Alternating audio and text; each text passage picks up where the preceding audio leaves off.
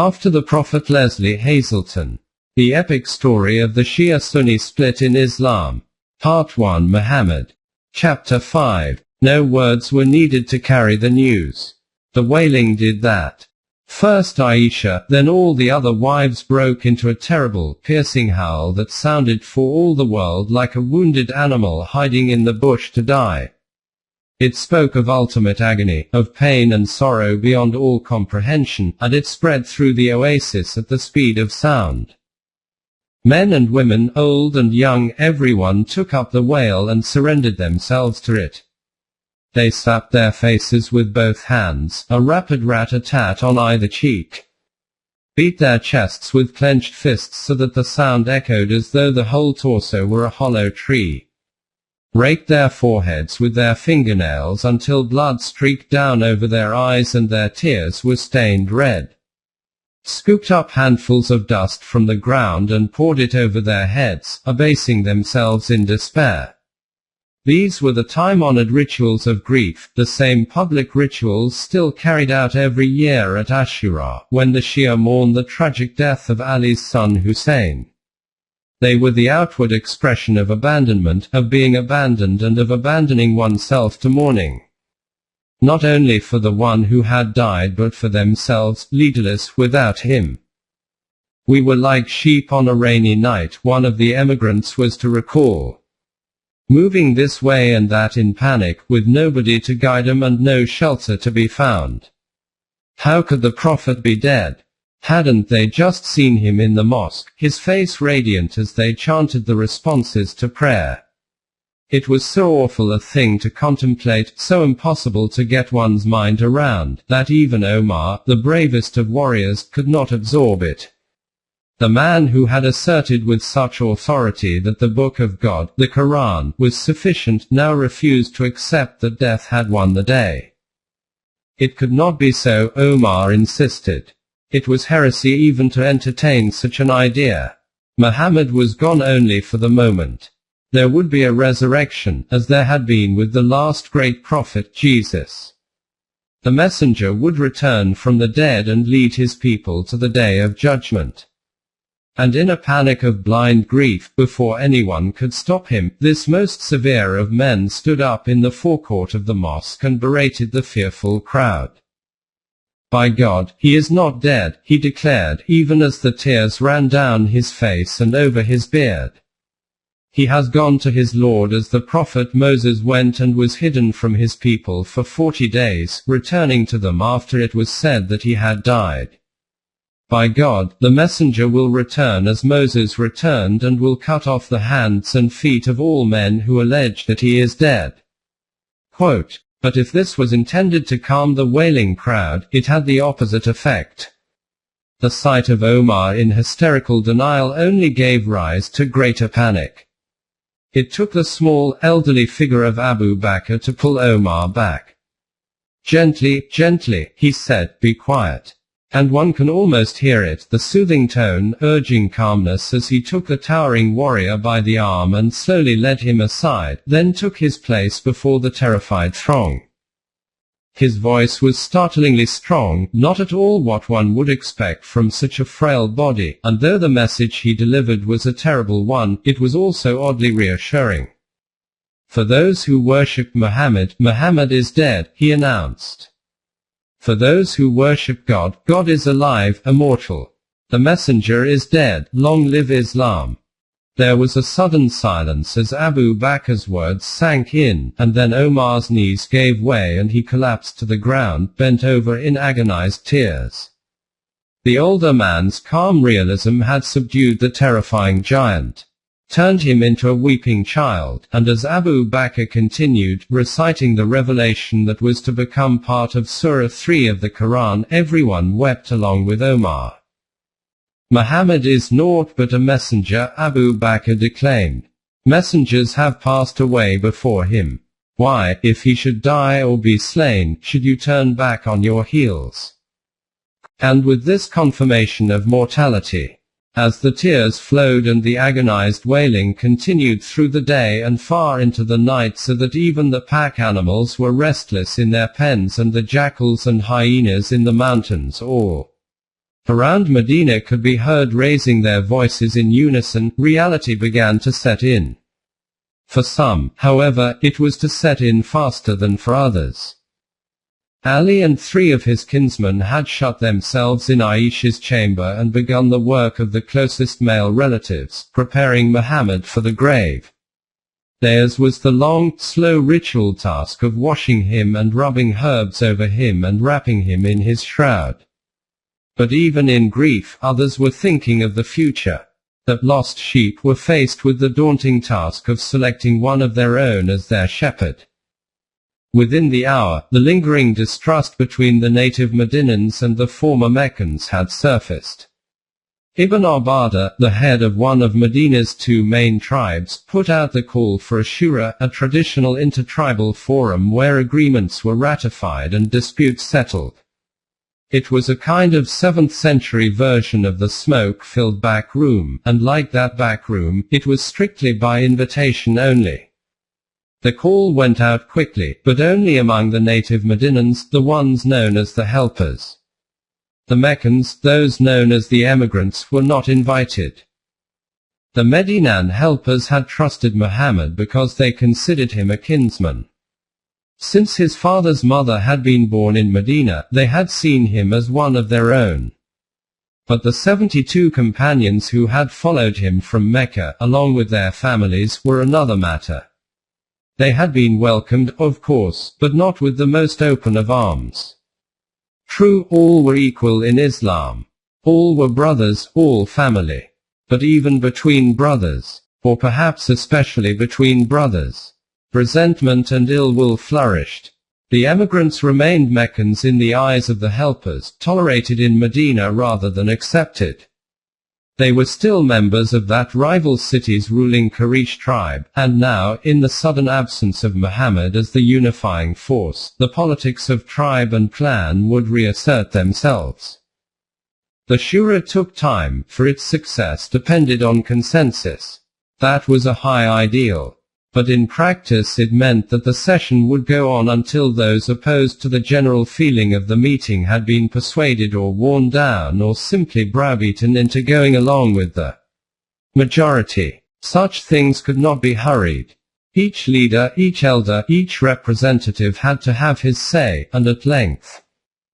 Few there could read or write, but their powers of oratory were phenomenal, as was often the way in proliterate societies.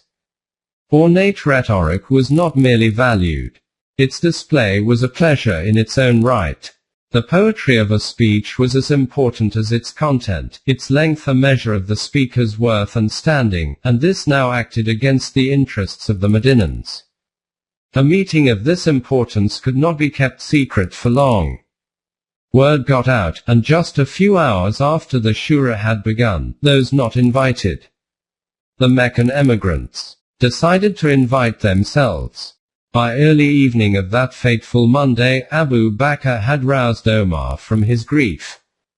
There would be time enough to mourn once the succession to Muhammad had been settled, he said. The Medinans could not be allowed to break away. That would work against everything Muhammad had achieved. The new leader of Islam had to be someone who would unite, not divide, the Muslim community. Like Abu Bakr, Omar had taken it for granted that this leader would be one of the emigrants. They were the Prophet's earliest companions, the men who had been with him the longest, and the most influential of them were 3 senior counselors besides Ali. Omar himself, Abu Bakr, and a third man. Othman, the handsome aristocrat from the Umayyads, the wealthiest clan of Mecca's Quraysh tribe. While most of the Umayyads had opposed Muhammad until just 2 years before, Othman had accepted Islam early on. He had emigrated to Medina with the Prophet, given most of his wealth to the cause, and steadfastly supported it even when it meant battle against his own kin. In gratitude, Muhammad had honored him with the hand of his second daughter in marriage and then, when she died, with that of his third. Othman thus had the unique distinction of being the double son-in-law of the Prophet. His voice would be essential if Omar and Abu Bakr were to prevail. He had not been there in the sick room in the final days of Muhammad's illness. As is the way of the aristocrat, he exercised the prerogative of wealth and spent most of the midsummer months in his mountain estate outside Medina, where the air was fresher and cooler. But his presence was vital now, and word was sent to him post-haste. With or without invitation, the emigrants were going to the Shura, and Othman should join them there as quickly as he could. Led by Omar and Abu Bakr, they turned up in force and muscled their way in. Essentially, they gate-crashed the meeting, outnumbering those already there. Only one person with a direct interest in the proceedings would remain absent, but for many, that absence would deprive the Shura of all legitimacy. Ali was the one emigrant whom the native Medinans would have freely acknowledged as their leader. They saw him more as one of theirs than as a Meccan. Since Muhammad was their kin because of his grandmother, so too was Ali, Muhammad's closest male relative. Yet it was precisely because he was the closest male relative that Ali would remain absent. He must certainly have heard about the Shura. His uncle Abbas, the same uncle who had pleaded with him just that morning to go back to Muhammad and clarify the succession, surely urged him to leave his vigil over the Prophet's body, and offered to keep watch in his place. With so much at stake, it was vital that Ali assert his right to leadership. If Abbas made the argument, though, he made it in vain. One can see Ali shaking his head, in sorrow, in disgust, not at the idea of the Shura but at its being held with such unseemly haste. Before the Prophet had even been buried. To leave the man who had been father and mentor to him before consigning him back to the earth from which he had come. However dire the circumstances, that was out of the question. Ali was above all a man of faith. He would stay with the body, in the faith that the Medinans would support him. It would not be the last time he would suffer from misplaced faith in others. To Sunnis, the Shura would be the perfect example of the wisdom of consensus, of a community newly empowered to resolve its disputes and to find the right solution. The Prophet trusted them to find the right leader, they maintained. In fact, that was precisely what he had intended all along. They would quote a later tradition in which Muhammad said, "My community will never agree in error." The Islamic community was sacred, that is, and thus by definition free of error. But in centuries to come, this statement came to serve as a self-fulfilling argument against the Shia. It would be taken to mean that any Muslims who disagreed with the Sunni majority could only be in error. The Shia, by force of the disagreement, were not part of the true community of Islam as defined by Sunnis. For the Shia, it was not the community but the leadership that was sacred. The Sunnis had abrogated divinely ordained power by determining it among themselves, they would argue, and this usurpation of the divine had begun right there, in the first Islamic Shura. The Prophet's will had been clear. Ali was the only true, legitimate successor to the Prophet. To acclaim anyone else as caliph was a betrayal not only of Muhammad but of Islam itself. It seems clear that the Shura began with the best intentions, but even as unity was the one thing people most wanted, it was also the one thing that seemed impossible to achieve. The moment the crowd of Meccan emigrants burst in, the Medinan helpers knew that their bid to claim leadership for one of their own was doomed. In an attempt at compromise, they proposed separate leaders. "Let us helpers have one rule and you emigrants another," they said. But Abu Bakr and Omar insisted on one leader for the whole of Islam, and that leader, they argued, had to be an emigrant. They had been the earliest to accept Islam. They were from Muhammad's own tribe, the Quraysh, who had transformed Mecca into a great trading and pilgrimage center. Islam was about unity, they said, and only someone from the Quraysh could keep Mecca and Medina together as one people, the center of the community of Islam. Inevitably, the Shura dragged on, through the night and into the next day. Speech followed speech. long, ornate, impassioned orations. All had the welfare of the people in mind, as such speeches always do. There is no doubting the public concern of all those involved, nor the self-interest. Public concern and self-interest do sometimes coincide, especially when the self-interest is your own. The emigrants began to impose their will on the helpers. It became clear that the successor would be Quraysh, from Mecca. That much was now certain, but which one? All else being equal, the established principle of Nasb, noble lineage, might have held sway. This held that nobility was in the bloodline. And in a society so entranced by lineage that later, when outright civil war had begun, warriors would stand tall and proclaim their lineage aloud before actually attacking each other, bloodlines mattered. By the principle of Nasb, Ali should have been the successor. But all else was not equal. Despite Muhammad's personal authority, his clan, and Ali's, was relatively powerless within the large Quraysh tribe. They were Hashimas, and the Quraysh were dominated by the Umayyads, who had led the opposition to Muhammad for so many years, their wealth and power threatened by his preaching of equality. The Hashimas had been honored by having the Prophet come from their clan, the argument now went. But now that he was gone, the honor of leadership had to be extended to other clans of the Quraysh. Muhammad's intention had always been to spread power wide, not to raise up one clan above all others. To choose Ali, another Hashimi, would be to risk turning the leadership of Islam into a form of hereditary monarchy, and that was the opposite of everything Muhammad had stood for. Leadership was not something to be inherited, like property. It had to be decided by merit, not by blood. This was what Muhammad had intended all along. This was why he had never formally declared an heir. He had faith in the people's ability to decide for themselves, in the sanctity of the decision of the whole community. It was an argument for democracy, in however limited a form. An argument against exactly what would happen just 50 years into the future, when an Umayyad caliph in Damascus would establish a Sunni dynasty by handing over his throne to his son, with disastrous consequences for Ali's son Hussein. It was in fact an argument against all the dynasties to come over the ensuing centuries, whether caliphates, shahdoms, sultanates, principalities, kingdoms, or presidencies. But it was also an argument for returning power to those who were used to the exercise of it, the Umayyads. Whether in the 7th century or the 21st, the East or the West, the habit of power is ingrained in certain families and clans.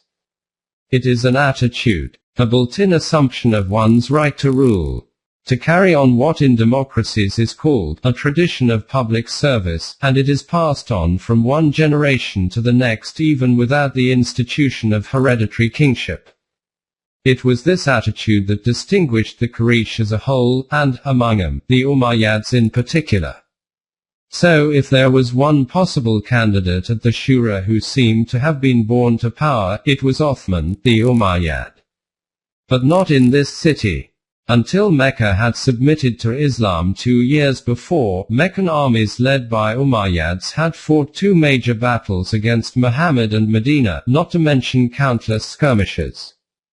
With the memory of those battles still fresh in their minds and the scars still livid on their flesh, none of the Medinan helpers would agree to an Umayyad as their leader, even one as respected as Othman. As the light faded on the Tuesday evening, the Shura seemed to have reached deadlock.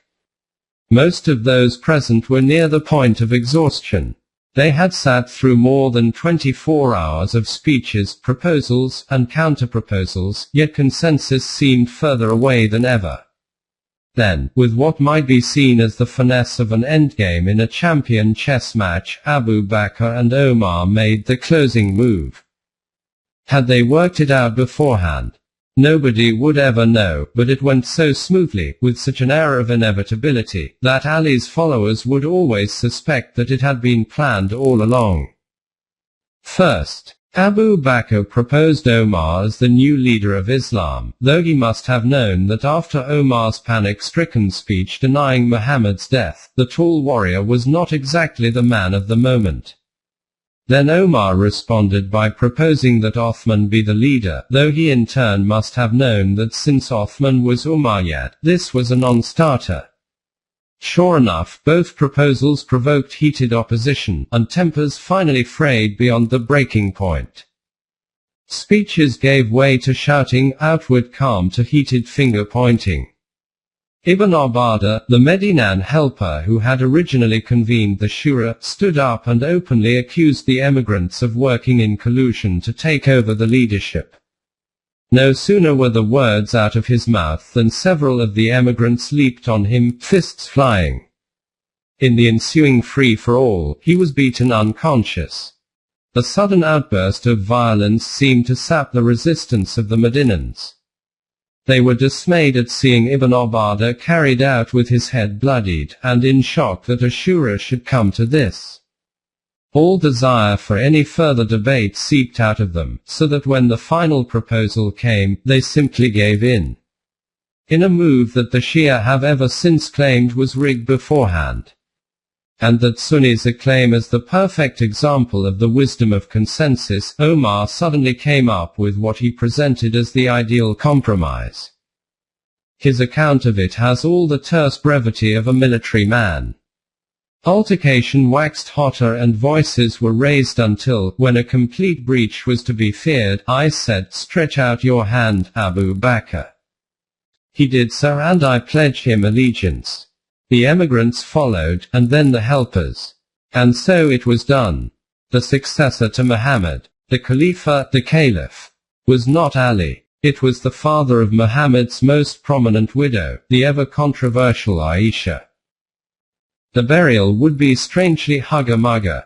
It was done in haste. Indeed, in secrecy. And with a matter-of-factness that seems startling in the light of all the pilgrimages and sacred precincts to come. By the time Ali and his kinsman heard the news of Abu Bakr's election, Muhammad had been dead a full day and a half, and for reasons all too obvious in the intense June heat, the matter of burial was becoming urgent. Custom decreed that a body be buried within 24 hours, but with all the tribal and clan leaders at the Shura, there had seemed no option but to wait.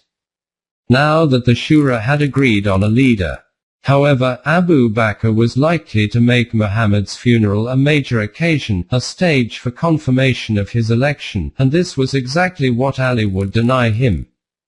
There would be no funeral, just burial in the dead of night.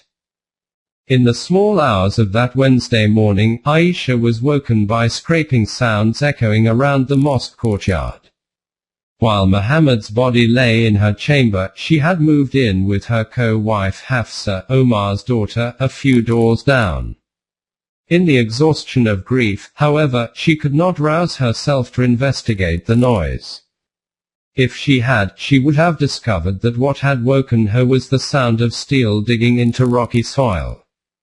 With pickaxes and shovels, Ali and his kinsman were digging Muhammad's grave, and they were digging it in Aisha's chamber. Muhammad had once said that a prophet should be buried where he had died, they explained later. Since he had died on the sleeping platform in Aisha's chamber, that was where he had to be buried. So they dug the grave at the foot of the platform. And when it was deep enough, they tipped up the pallet holding the prophet's shrouded body, slid it down into the earth, quickly covered it, and placed the stone slab of the platform on top. None of the wives was present, nor any of the other emigrants, nor any of the helpers. It was a fait accompli, as final in its way as the decision of the Shura.